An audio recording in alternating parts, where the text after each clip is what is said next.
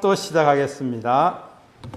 자, 이제 네 번째 항목입니다. 우리가 좋은 사진을 얻기 위한 소소한 팁입니다. 이런 팁을 알고 계시면은 더 좋은 사진을 좀 찍을 수가 있겠죠. 자, 이제 첫 번째는 이제까지 그러지 않았다면은 지금부터는 주인공이 누군지 주인공을 분명하게 좀 여러분 사진 찍으실 때 터치하셔서 좀 주인공을 명기를 시켜라. 여러분들 선명하게 나오는 것이 주인공이 아니고요. 때로는 여러분들 매화꽃이 피고 이럴 때에 그 매화꽃 향기를 맡기 위해서 여러분들 그 아주 이쁜 여인이 이제 코를 갖다 대고 있는 그런 모습 찍을 때 보통 보면은 그 사진 기자들 찍을 때 보면은 매화가 선명하고 여인은 약간 흐릿하게 만듭니다. 예. 주인공을 우리가 선명하게 찍었다 해서 주인공이 아니고요. 어느 쪽을 주인공으로 할지. 여러분들 매화를 한번 터치해서 찍고요. 사람을 터치해서 한번 찍고, 여러분들 사진 찍을 때 두 가지를 다 찍으셔야 된다는 거예요. 그래야 내가 어디를 주인공으로 하겠다는 게 나중에 좀 마음의 심경이 좀 바뀔 수도 있습니다. 예. 때로는 그 사람 얼굴이 너무 곤란하겠다 싶으면은 매화를 주인공으로 해야 됩니다. 예. 자, 그 다음에 빛을 최대한 활용해야겠고요. 자, 이런 얘기들을 좀 같이 해보려고 합니다. 여기가 어딘가 하면은, 여러분들 여기 어딘지 아세요? 감천문화마을이에요. 감천문화마을에 가면은 이 안델센 동화에 나오는 이런 모습들이 나옵니다. 그때 가셔서 여러분들 한번 찍어보세요. 얘가 주인공이기 때문에 이 주인공을 터치를 딱 하고요. 찍게 되면은 요 다락다락 붙은 이 다락방 같은 이 집들이 흐릿하게 나오게 되죠. 쟤는 누구예요? 주인공? 글쎄, 예, 그 이름을 저도 잘 모르겠네요. 사돈 여우는 어린 왕자. 어린 왕자입니까? 예. 어린 왕자예요. 예, 어린 왕자. 어린 왕자예요. 예, 어린 왕자. 어린 왕자는. 요 옆에 우리 전정희 선생님 서서 같이 찍으면 더 멋지겠죠? 어린 왕자 예. 좋아해요. 중간에 이렇게 좀 같이 사진 찍을 수 있도록 해놨습니다, 이게. 예. 이제 분명히 찍으실 때에 이거 멀리 보이는 이 집을 한번 터치해서 찍고요. 그 다음에 여기 어린 왕자 주인공으로 터치해서 한번 찍고 내 얼굴도 한번 터치해서 찍어달라고 그러고요. 여러 포커스를 가지고 여러 장을 찍으셔야 돼요. 그래야 나중에 보는 관점이 다 다르거든요. 근데 어린 왕자가 책에서 나오는 거하고 야도 키가 상체가 너무 커가지고 그게 저는 이렇게 막 이런 거 안 한번 그 감천문화마을에 가서 한번 얘기하세요. 이거 새로 만들어라고. 어린 왕자 아닌 것 같아. 너무 잘생겼어. 대한민국에 수백만 개 있어. 자, 최대한도로 빛을 이용하셔야 됩니다. 사진을 잘 못 찍는다면 최대한 밝은 곳에서 촬영해야 된다. 여러분들 저도 태화강 가서 찍어보니까 태화강에서 찍었을 때에 한번 보세요. 여러분들 빛이 충분하다 그러면은 얼마든지 좋은 사진을 찍으실 수가 있다. 예를 들어서 보세요. 이거는 빛이 굉장히 좋은 거거든요. 그렇기 때문에 이 집 한 가족이 아빠는 큰딸 없고요. 엄마는 작은 딸 이렇게 태워서 저기서 오는 장면을 찍었는데 이건 그렇게 뭐 사진 뭐 찍는 테크닉도 필요한 게 아닙니다. 이게 빛이 충분하기 때문에. 그래서 가능하면은 빛이 선명. 이 말은 해가 눈부시게 정오에 이렇게 찍으라는 말이 아니고요. 햇빛이 제일 그림자가 제일 짧을 때가 햇빛이 가장 세잖아요. 그때 찍게 되면은 오히려 뭐 사진은 별로입니다, 이게. 이게 빛이 없더라도 여러분들 이제 좀 이따 다시 얘기를 하겠지만은요, 매직 아워라고 있습니다. 그런 타임에 찍으면은 훨씬 좋죠. 자, 이제 여기서 얘기합니다. 하루 중 사진 촬영에 적합한 시간대는 일출 전후, 일몰 전후 약 2시간입니다. 해 뜨기 전에 1시간 전, 그 다음에 1시간 후, 요때가 이제 가장 좋은 때입니다. 그러니까 무슨 얘기냐면 그림자가 굉장히 길 때, 그때가 좋은 사진이 나온다. 그 얘기입니다. 그러지 않고 이제 조금 더 우리가 좀 분위기 있는 사진을 찍으려고 그러면 아예 해가 떨어지고 난 이후가 훨씬 낫고요. 자, 이걸 우리가 매직 아워라 그럽니다. 매직 아워는 일출 또는 일몰 후 40분, 그러니까 플러스 마이너스 30분, 요 대를 우리가 매직 아워라 그럽니다. 가장 이쁜 타임이죠. 사진을 찍어도 가장 아름다운 시간이 됩니다. 색상이 부드럽고 따뜻하고 금속으로 빛나는 상태가 되는 그런 시간을 우리가 매직 아워라고 그럽니다. 그 사진 하시는 분들은 주로 이 시간에 많이 움직이죠. 여기 이 시간을 기다리기 위해서 밤새 달려가는 경우도 있고요. 예. 그렇게 부지런해야 이제 사진을 좀 찍을 수가 있습니다. 예, 우리 그 이성일 선생님 그 간절곶의 해국 아주 멋진 사진인데 그거 찍기 위해서 몇 시에 가셨어요? 새벽에 갔습니다. 새벽에 갔죠. 예. 그 간절곶은 가깝잖아요. 근데 뭐 지리산 뭐 찍기 위해서 간다, 뭐 저기 황매산 거창에 황매산 그 철쭉 찍으러 간다 이러면은 막 밤에 밤 12시에 출발하잖아요. 예, 그래서 새벽에 산에 오르고요. 이런 일이. 예, 여러분 안내선이 있는 이유는 좋은 구도를 잡기 위한 겁니다. 그래서 이 교차하는 교차 포인트, 이 포인트에 여러분들 주인공이 있어야 여러분 좋은 사진, 안정적인 사진이 될 수 있습니다. 여러분 찍어보세요 하면은 이 모델이 가운데 들어오게 된다고요. 그러면은 좋은 사진이 될 수가 없습니다. 그래서 가능하면은 이 주인공이 3분의 1 라인 이쪽에 있든지 3분의 1 라인 이쪽에 있든지 그래서 안내선을 따라서 여러분들 주인공을 위치시키는 것이 가장 좋은 구도가 될 수 있다. 지금은 눈을 정면으로 보고 있기 때문에요. 여기 있으나 여기 있으나 별 차이 없습니다. 만약에 이 눈이 이쪽을 보고 있다 그러면은 요 위치에 둬야 되고요. 눈이 이쪽을 보고 있다 그러면은 주인공이 여기 와야겠죠. 그죠? 예, 그걸 생각하시면은 여러분 아마 구도는 큰 문제가 없을 겁니다. 그 다음에 초점을 잡을 때, 여러분들 내가 그냥 터치하는 게 아닙니다. 이 측광도 여러 가지 방식이 있습니다. 이게 여러분들 그 영역, 내가 터치하는 영역을 내가 여기다 터치했다 그러면은 이 터치하는 데서 여러분들 평균 중점 측광 여러 가지 방식이 있습니다. 화면 전체의 광선을 나누게 해서 평균을 내서 이렇게 잡아주는 경우도 있고요. 내가 터치한 포인트 거기에 한 8분의 1 정도 크기, 그러니까 원을 그려가지고요. 그거만 선명하게 하고 나머지는 다 그리게 만드는 그런 방식도 있고요. 여러 가지 방식이 있습니다. 스마트폰에도 이 방식을 쓰고 있습니다. 그래서 어떤 방식으로 측광을 할 것이냐 하는 그런 걸 정하는 것도 있습니다. 예, 초점을 잘 잡자 하는 거요.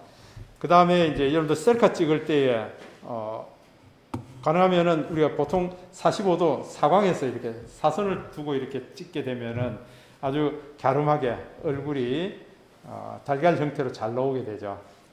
이런 것들도 많이 찍어 보셔야 됩니다. 그래서 위에서 아래쪽으로 내려다보게 그런 각도로 찍어야 얼굴이 더 가름하게 보인다. 예. 남자들은 별로 상관없는데 여성분들은 상당히 신경이 많이 쓰입니다. 그죠? 그 이쁘게 나오는 각도가 있다더라고요. 있죠. 예. 그걸 연습해 보셔야 됩니다. 예. 그래서 우리가 터치를 하는 이유는 이게 아웃포커싱을 시키기 위한 겁니다. 주인공 외에 다른 것들은 아웃포커싱을 시키기 위한 거거든요. 그래서 내가 어디 터치하느냐에 따라서 아웃포커싱이 어떻게 일어나느냐 이런 것들을 자꾸 테스트해 보셔야 됩니다. 그 야경 사진에는 이 장노출, 다시 말해서 셔터 속도가 상당히 느려지죠. 예. 그래서 이 장노출을 하기 위해서는 보통 우리가 사람이 흔들리지 않게 찍을 수 있는 셔터 속도가 보통 한 125분의 1초입니다. 평균은 125분의 1초입니다. 그런데 사진을 전분으로 하시는 분들은 60분의 1초, 어떤 분은 30분의 1초까지는 내가 흔들리지 않게 찍을 수 있다 하시는 분이 있어요. 근데 우린 도저히 그래 안 됩니다. 예. 저 같은 경우에 이제 좀 기대서 한 60분의 1초까지는 괜찮더라고요. 근데 120분의 1초는 우리가 딱 찍으면 바로 웬만큼 찍어도 흔들리지 않게 다 찍으실 수가 있습니다. 그런데 야간 사진을 찍을 때는 이 시간이 늘어나기 때문에 30분의 1초, 15분의 1초, 어떤 경우에는 1초, 아마 여러분들 스마트폰에 보면은 시간이 한 10초까지 이 셔터를 열어서 찍는 경우도 있습니다. 예, 그럴 때는 여러분 손에 들고 있어서는 도저히 안 되죠. 삼각대를 받쳐야 됩니다. 삼각대를 받치고 그 다음에 리리즈, 아까 얘기했죠. 이어폰 꽂으면 됩니다. 이어폰 꽂아서 그걸로 탁 터치하셔야 돼요. 예, 그러면은 어두운 밤 풍경도 여러분 멋지게 찍을 수 있습니다. 제가 어제 사진 찍은 걸 볼까요? 지금 이런 비 오는 장면, 이거 지금 삼각대 없이 그냥 찍은 거죠. 제가 볼까요?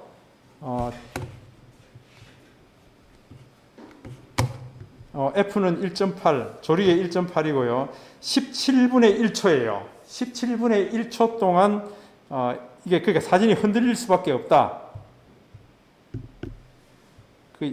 이 사진은 그렇게 흔들릴 수밖에 없다는 거예요, 이게. 이걸 안 흔들리게 찍으려고 그러면 삼각대를 놓고 찍으셔야 된다. 그 얘기예요. 그게 뭐 대충 그 비 오는 느낌만 담으려고 했기 때문에 큰 문제가 없죠. 예. 요런 야경 분위기 있는 사진을 많이 찍을 수가 있습니다. 여러분들 이거는 실제로 밖에 나와서 한번 테스트 해 보셔야 돼요. 그게 안 되면은 베란다에다가 삼각대 받쳐놓고 베란다에서 한번 찍어 보시고요. 예, 많이 해 보셔야 됩니다. 그 다음에 보조 액세서리가 필요한데 이런 노출이 긴 사진이나 흔들림이 없는 영상 촬영을 위해서는 삼각대를 이렇게 여러분들 셀카봉이죠. 셀카봉이나 혹은 짐벌 셀카봉이 있습니다. 짐벌 셀카봉을 좀 가지고 다니면 좋은데 저는 지난 대학원공원 가서 이걸 비 올 때 좀 찍었더니 지금 이게 이제 짐벌 셀카봉입니다.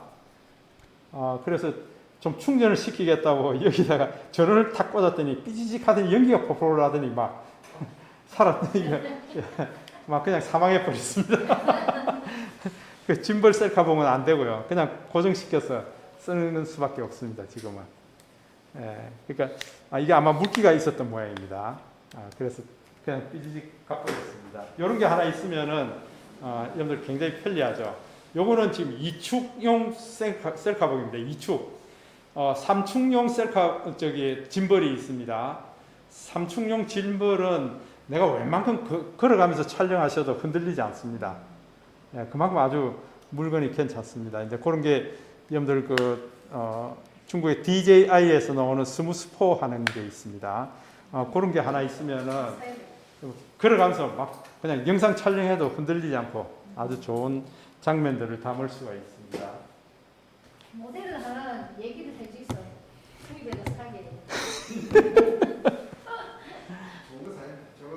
예, 요거 아니 그거 말고 그래서 좋은 거예. 예, 보세요. 제가 그냥 모델만 소개시켜 드릴게요. 공부하면서 그거라도 사야지.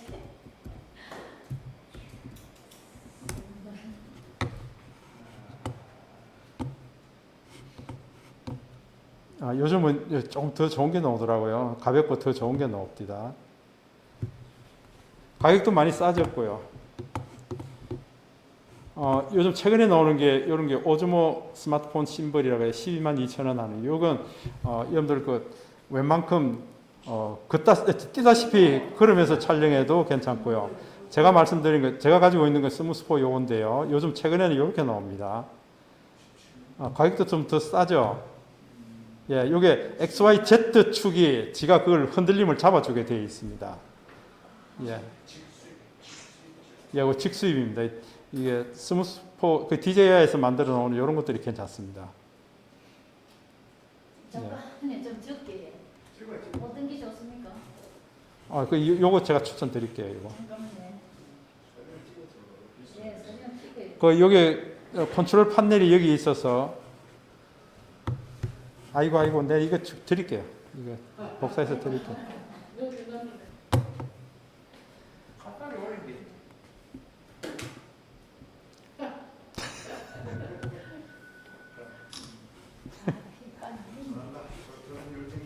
예. 아니 이걸 하나 사고 싶었는데 어떤 걸 살지를 모르겠어요. 그 다음에 이제 여러분들 스마트폰 렌즈 앞에다 붙이는 관광 렌즈, 망원 렌즈 아시죠? 저도 이게 처음 들어요. 한번 보여드리려고 아무리 집에 찾아 이사하고 어디에 들었는지 지금 어디 박혀가지고 나오지가 않습니다. 그 화질 예?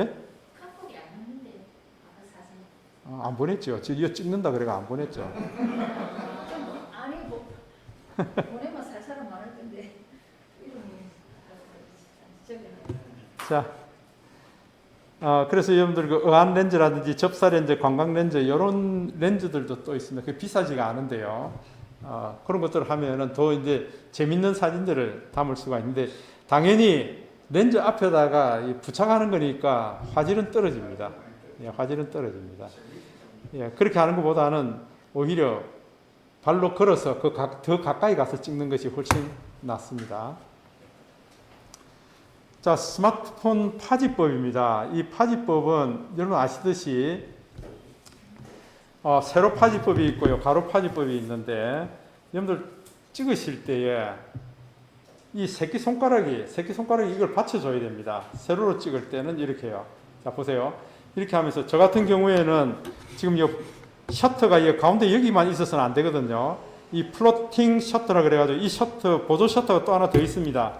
이걸 끄집어내서 왼손으로 찍을 때는 왼손 찍기에 좋은 요 위치에다 놓고 이렇게 찍을 수 있도록요. 이렇게 해주셔야 됩니다.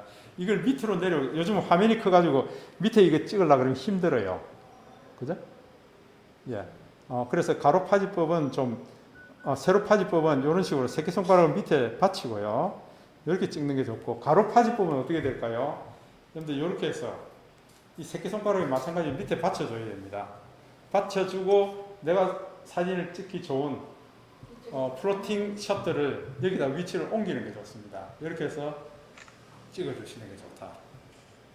가로 파지법, 세로 파지법 이렇게 해야 여러분들 그 짐벌 셀카봉이 있으면은 아주 좋은데 짐벌 셀카봉이 없으면은 이렇게 해서 우리가 계속 찍어야 되거든요. 내가 움직이면서 찍겠다 그러면은 이걸 튼튼하게 이렇게 잡아줄 수 있어야 됩니다. 한 손으로 잡고 내가 걸어가면서 찍을 수도 있어야 된다 그 얘기예요. 지금 비대면을 하시는 분들은 이 화면이 지금 반쪽밖에 안 보이네. 예, 이렇게 한 손으로 여러분들 움직이실 수가 있어야 됩니다. 이러면서 우리가 가면서 찍을 수 있어야 되고요. 예, 이래야 놓치지 않습니다. 세로 파지품. 저는 이게 무거운 가방 들고 또 혹은 비 오는 날 우산 들고 이러면은요, 이게 한 손으로 얼마든지 찍을 수 있습니다. 이렇게 해서 내가 플로팅 이거 셔터만 내가 편한 손가락 위치에 갖다 놓고요. 이렇게 가면서 바로 툭툭툭 찍게 되거든요. 그러면은 여러분들 하루 중에 여러 가지 이벤트가 있을 거예요. 오늘 이 장면 찍어야겠다, 저 장면 찍어야겠다 그러면은 이런 식으로 해서 플로팅 셔터를 움직여 가면서 내가 툭툭툭 가서 찍을 수가 있어야 됩니다. 저는 어떻게 움직이게 하는 게 있더만은요, 보조 셔터가. 보조 셔터 끄집어 옮기면 되잖아요. 안 되는데 꼭 찍어도. 이거 좀 이쪽으로 아니 움직이면 내려. 안 되는 되잖아. 엉뚱한 데 찍어서 그렇죠. 힘이 없어서 못 해. 아이고. 자, 가로 파지법은 이렇게요. 새끼손가락을 대고 이제 오른손 엄지 손가락으로 셔터만 누를 수 있도록요. 이거 많이 연습해 보셔야 돼요. 예. 이게 어떤 데는 되고 어떤 데는 되는데 약간 아무 데도 안 되더라고. 아이고. 그 다음에 이제 샷이라는 것은 이 프레임에 들어오도록 어떤 풍경, 피사체 들어오는 이걸 우리가 이제 어떻게 보면은 셔터를 누르는 것을 그 행위를 샷이라 그러죠. 그러니까 여러분들 활 쏠 때 활 시 당겨가지고 슈팅하는 거죠, 그죠? 네. 샷. 예, 익스트림 롱샷이라 그럽니다. 전체 아주 멀리 전 지역이 다 들어오도록 촬영하는 이걸 익스트림 롱샷이라 그러고 줄여서는 ELS라 그럽니다. ELS, 익스트림 롱샷이다. 아주 먼 거리까지 지역을 전체적으로 다 들어올 수 있도록 이렇게 촬영하는 방법. 그 다음에 롱샷이라 그러면은 여러분들 어떤 주인공 되는 것 외에 풍경들이 어떤 풍경인지 그게 들어올 수 있도록 찍어 나가는 이걸 우리가 롱샷이라 그럽니다. 풀샷보다는 멀고 익스트림 롱샷보다는 가까운 사이즈의 샷이다. 인물을 포함한 배경을 한꺼번에 포함하여 전체 상황, 지금 이 동굴 탐험하고 있는 거구나. 예, 이런 상황을 알 수 있도록 하는 게 롱샷입니다. 롱샷. 그 다음에 풀샷이라 그럽니다. 이 주인공을 포함해서 전체 지금 보여주고자 하는 이 광경을 프레임 안에 다 넣는 걸 우리가 풀샷이라고 풀샷. 예. 배경을 포함한 인물 전체를 보여주지만 피사체에 더 관심을 집중시키는 샷이다. 인물의 동작이나 전체적인 움직임을 나타낼 때는 풀샷을 찍자. 이제 이렇게 얘기합니다. 풀샷. 그 다음에 니샷이라고 무릎 위에서부터 머리까지 찍는 걸 우리가 니샷이라고 그럽니다. 니샷. 예. 그러니까 보통 우리 사진 찍을 때 어디를 자를까? 자르는 그 경계선을 얘기하고 있습니다. 풀샷. 머리 끝에서 발끝까지 다 들어오는 게 풀샷이죠. 그 다음에 뭘 하는지 그 액션이 보이는 것이 풀샷이고요. 그 다음에 니샷은 무릎하고 위쪽으로 찍는 게 니샷이고요. 자, 그 다음에 웨이스트샷, 허리 이상으로 찍는 것을 웨이스트샷이라 그럽니다. 어떤 데 이렇게 찍고 어떤 데 이렇게 찍느냐 하는 걸 이제 여러분들이 좀 감안해 두시면 좋겠죠. 그죠? 인물 허리 위로 촬영하는 샷인데 상반신을 강조하는 샷으로 여러 명의 대화 장면이나 인물과 함께 주변의 상황을 드러내기 위해서는 웨이스트 샷을 찍는 것이 좋다. 이게 잘 안 되면 어떻습니까? 좀 더 크게 찍어서 자르면 되죠. 자르면 되는 거죠. 그러면 지금 뭐 하는 장면이구나. 이걸 우리가 볼 수가 있죠. 그 다음에 바스트 샷입니다. 가슴 윗부분을 촬영하는 거. 가슴 윗부분 촬영하는 것을 바스트 샷이라고 합니다. 그래서 인터뷰를 하거나 어떤 특정 인물에 주목하는 그런 사진을 필요로 할 때는 이렇게 바스트 샷을 찍게 됩니다. 그 다음에 클로즈 샷입니다. 인물을 크게 확대했어요. 예, 어깨선부터 머리까지 얼굴 전체를 한 화면으로 이루도록 인물의 표정을 좀 잘 잡기 위해서는 여러분들 클로즈 샷을 찍게 됩니다. 클로즈업 하게 되면은 클로즈업요, 이마를 배제하고 이마가 잘리게 됩니다. 이마를 배제하고 턱까지 촬영하는 샷으로 이 바스트 샷과 더불어 많이 사용되는 샷이다. 당연히 이제 익스트림 클로즈 샷이라고 또 있겠죠. 이거는 눈만 탁, 예. 보통 이게 눈으로 연기하는 그 배우들도 많죠. 이제 그런 분들이 있을 때는 촬영 감독이 여럿이서 이제 너는 익스트림 클로즈 샷만 잡아, 그렇게 얘기합니다. 그러니까 카메라맨마다 어떤 부분은 바스트 샷을 잡아서 나가는 사람이 있고요. 어떤 사람은 이제 클로즈업 샷을 잡아가는 사람이 있고, 어떤 사람은 익스트림 클로즈 샷만 잡게 합니다. 그렇게 해서 전체 영상 감독이 이 장면에서는 요걸 택해야겠다. 카메라가 다르죠. 예, 그렇게 택해서 이렇게 나가는 겁니다. 그건 이제 돈 많이 들여서 하는 촬영들이고요. 우리는 그게 안 되니까 이 부분만 확대하는 거죠. 또. 예, 확대해서. 예. 그러니까 우리 이걸 알 때에 이 부분은 눈만 좀 뚜렷하게 찍어야겠구나. 예, 그렇게 할 수가 있죠. 그 다음에 오버 숄더 샷이라고 있습니다. 오버 숄더 샷이요. 숄더 샷이다. 그렇게 얘기하는데 지금 앞에 있는 두 사람 어깨 사이로 이 사진을 찍는 이 두 사람을 찍고 있습니다. 이 다큐멘터리 사진을 찍는 분들이 보통 이런 숄더 샷을 많이 찍고 있습니다. 예, 그래서 두 피사체의 연계성을 표현할 때 이 앞에 있는 두 사람과 이 사람들이 무관하지 않다. 예, 이걸 나타내기 위할 때는 이런 숄더 샷을 많이 찍게 됩니다. 여러분들 예를 들어서 태화강 자전거를 타고 가는데 자전거 바퀴살 안에 저쪽 태화로가 보이도록 만든다. 그러면 무슨 얘기입니까? 나는 지금 태화로 이렇게 지나가고 있는데 내가 자전거로 지나간다, 그 얘기예요. 그런 연계성을 설명할 때는 그런 식으로 표현하는 것이 좋다.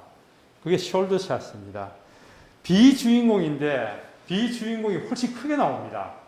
근데 주인공은 조그만한데요. 이게 뭔가 하고 유심히 들여다보게 만드는 게 숄더샷 기법입니다. 때로는 이제 사진을 많이 하시는 분들은 그런 기법을 많이 찍습니다.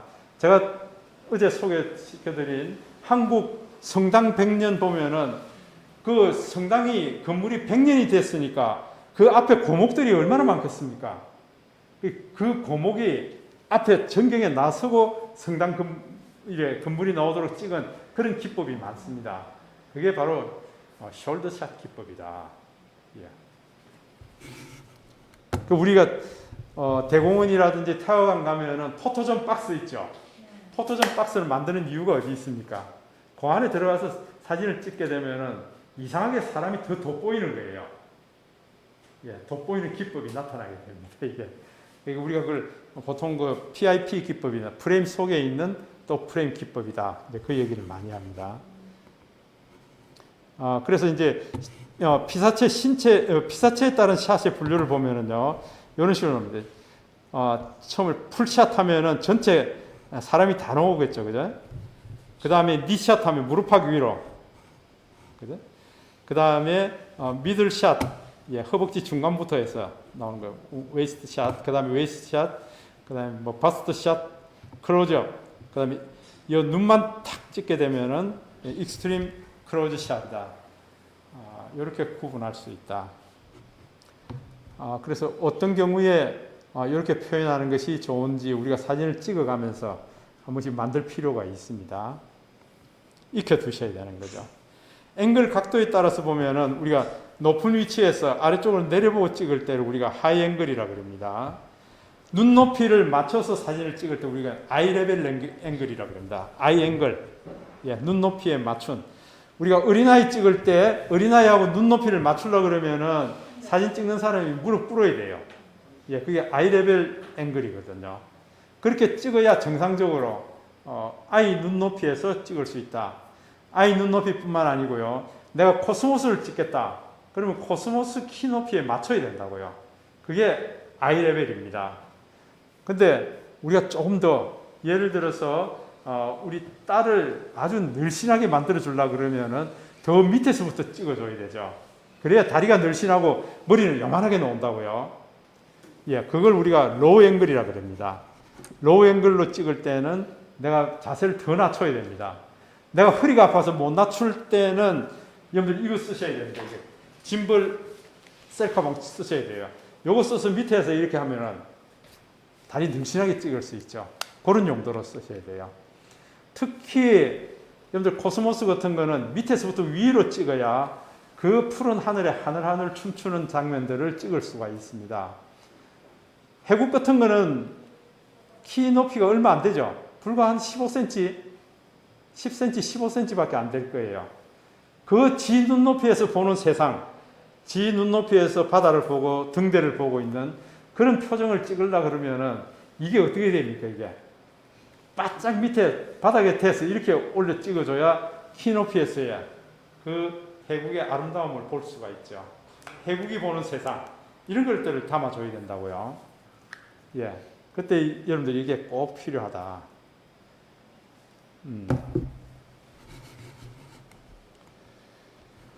음식 사진 같은 경우에는 이게 음식이 주인공이 되어야 됩니다.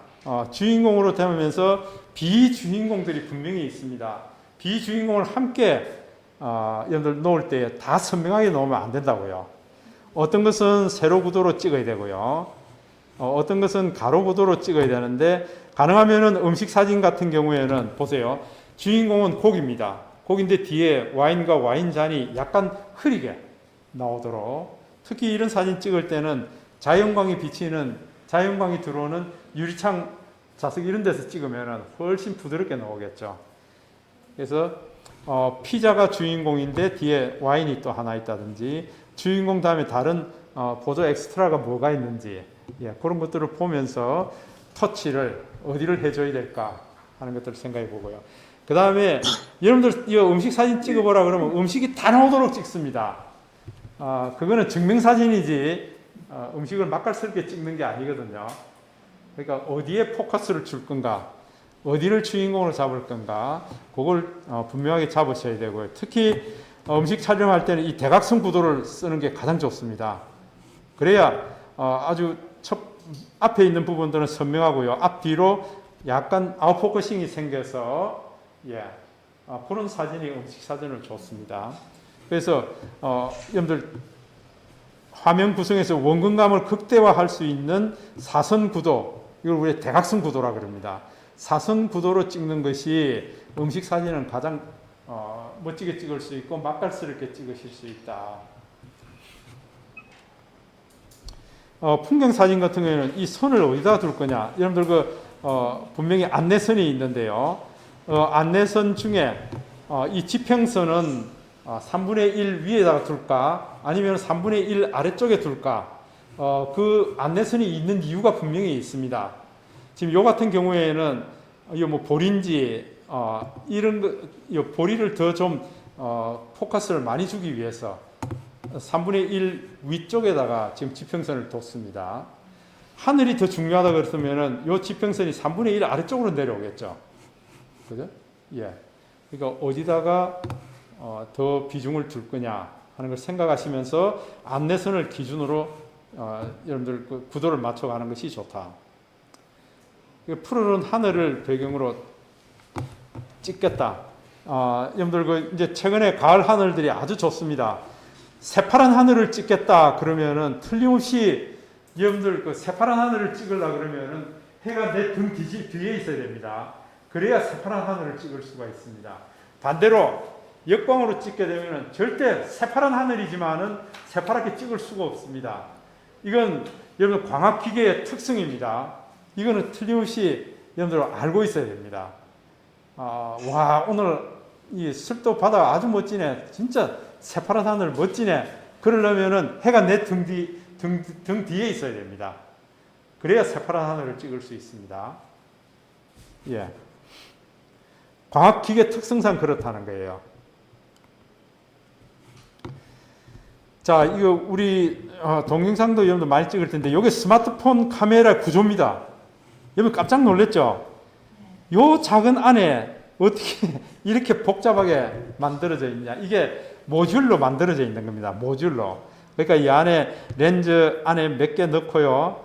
그 다음에 캡을 뭘로 씌우고 여기 상이 맺히는 곳은 어떻게 하고 요즘은 스마트폰 두께가 점점 얇아지고 그 다음에 이 상이 맺히는 곳이 디지털로 저장되는 곳이 약간 옆으로 빼뒀습니다.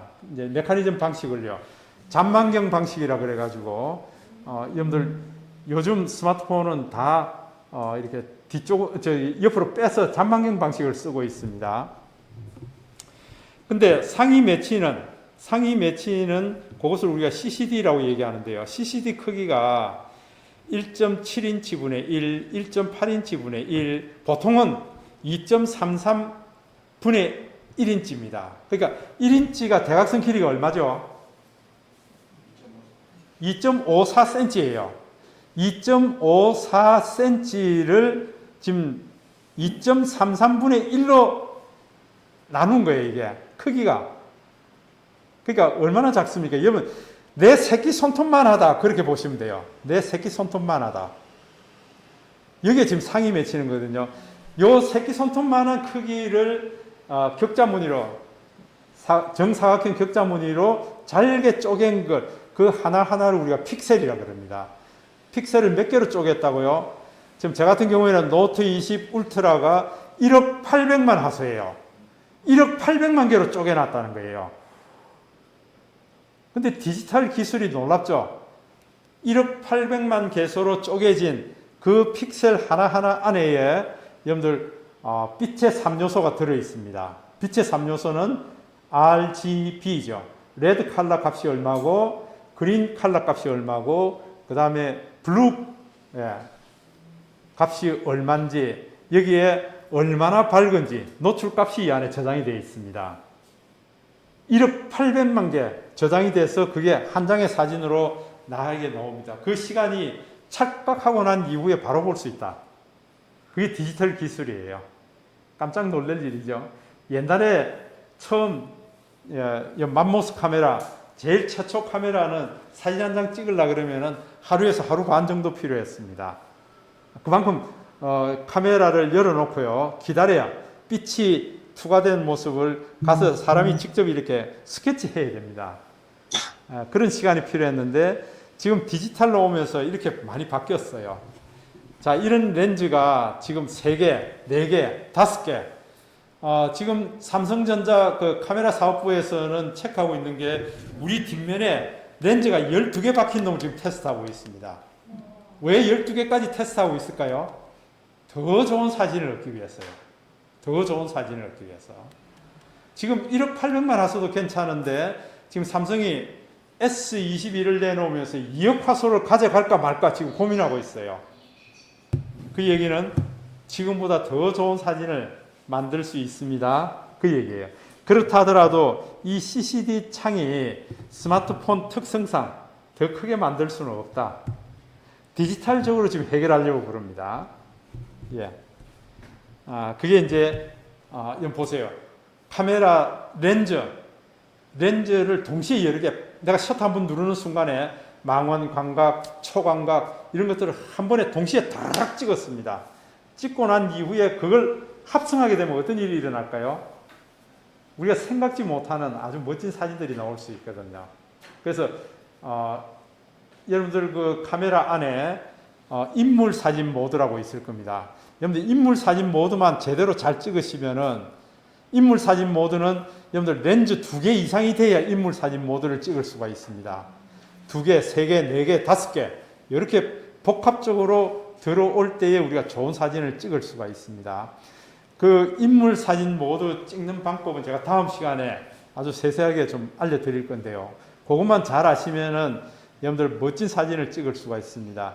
사진은 우리가 보통 2D라 그럽니다. XY축에 표현된, 그러니까 3D, Z값은 표현하기가 무척 곤란합니다. 이 Z값을 표현하려고 렌즈가 이렇게 많이 있는 거예요. 이 렌즈 때문에 사진의 깊이를 좀 더 깊이 있게 표현하려고 하는 것이 지금 스마트폰 카메라 렌즈를 그렇게 많이 넣는 이유가 되겠습니다. 그래서 인물 사진 모드는 제가 다음 시간에 좀 더 설명을 해드리도록 하겠습니다. 자, 보세요. 이게 보통 우리가 DSLR 카메라라고 합니다. DSLR, D는 디지털입니다. 디지털이 나오기 전에 우리 필름 카메라 썼습니다. 필름 카메라 쓸 때는 우리가 그냥 SLR 카메라라고 얘기했습니다. SLR이라 그랬는데 디지털이 들어오면서 이제 DSLR이라고 이제 이렇게 얘기를 하고 있습니다. 이 SLR이라는 말은 싱글 렌즈. 예. 그러니까 무슨 얘기인가 하니까 빛이 렌즈를 통해서 들어와서 미러. 예. 이게 거울을 반사시켜서 우리 눈에 보이도록 하는 방식입니다. 그러니까 이게 몸체가 클 수밖에 없습니다. 안에 거울이 들어있으니까요. 몸체가 클 수밖에 없습니다. 이런 카메라였는데, 여기 안에 들어가 보면은 지금 렌즈를 떼내버리면은 요렇게 생겼습니다. 요게 거울을 반사시켜서 위쪽에 올라갔어요. 요게 반사시켜서 우리 쪽에 보이도록 그렇게 만들어 놓은 겁니다. 그러니까 카메라가 클 수밖에 없다. 근데 요즘은 미러리스 카메라가 나옵니다. 미러리스. 이게 반사시키는 게 없다는 거예요. 렌즈를 통해서 바로 들어오게 돼 있다. 이게 뭡니까? SLR 같은 경우에는 받아서 반사 프리즘을 이용해서 이렇게 들어오게 돼 있지만은 미러리스는 이게 바로 들어오게 돼 있다. 예. 그러니까 미러리스 카메라는 DSLR보다 카메라가 크겠습니까? 작겠습니까? 작아지죠. 예. 작아지면서 성능이 더 좋아지고 있습니다. 여러분들이 우리가 보통 필름 카메라로 쓰는 필름 크기 있죠. 35mm입니다. 35mm 크기가 우리가 풀프레임이라고 얘기합니다. 풀프레임. 거기서부터 그게 기준입니다. 여러분들 보통 카메라가 제일 좋은 게 지금 풀프레임입니다. 근데 보통 이제 이보다 더 좋은 게 있습니다. 35mm보다 영상이 맺히는 CCD 창이 더 크면 클수록 좋은 사진을 만들 수가 있죠. 자, 그 다음에 우리 액션캠이라고 있는데, 여러분, 어서와 한국은 처음이지, 그때 외국 애들 들어오면은 내 짝대기 들고 다니는 카메라 있죠? 예, 그게 보통 액션캠입니다. 이게 여러분들 4K까지 찍히는데요. 영상이 흔들리지 않고 아주 이쁘게 잘 찍힙니다. 요즘은 크게 비싸지도 않고요.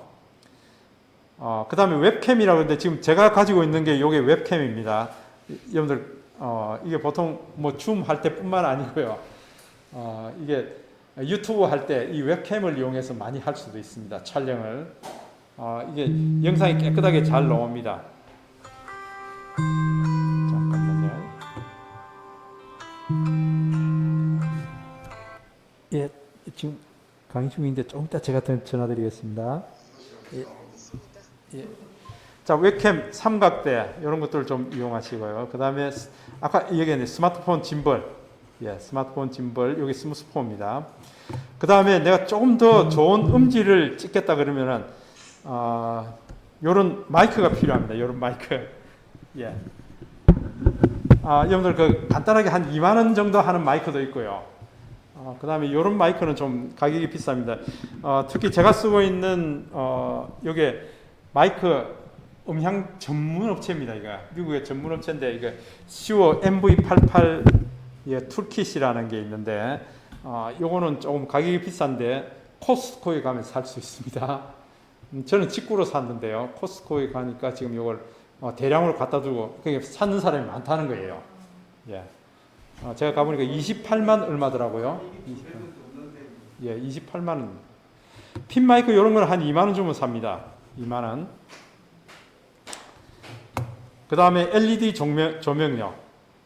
저는 뭐 이렇게 큰 것도 좀 사보고 이랬는데, 보통은 뭐 LED 조명 없이 그냥 바로 쓰셔도 되고요. 보통 그 유튜브 많이 하시는 분들은 링 LED 조명도 많이 쓰고 있더라고요. 근데 이거 설명하면은 먼저 장비부터 사겠다 하시는 분들이 많더라고요. 내가 해보고 나중에 필요할 때 사시는 것이 좋습니다. 처음부터 살 필요가 없다. 그 다음에 이제 우리 영상 언어 문법이 있습니다. 동영상 촬영할 때 주로 이제 이런 용어들이 많이 나오는데 요거는 우리가 다음 시간에 조금 더 보조로 설명을 드리도록 하겠습니다. 오늘 좀 복잡한 얘기였습니까? 좋았어요. 어쨌든 아주 잘 못 알아들어도 어쨌든 예. 다음 시간에 인물 사진, 그 카메라 모드를 조금 더 분석하고요. 실제로 이제 여름 주말에 사진들 좀 많이 찍어 보셔야 됩니다. 자, 그러면 오늘 여기까지 할까요? 네. 예, 여러분 수고 많으셨습니다. 네. 예.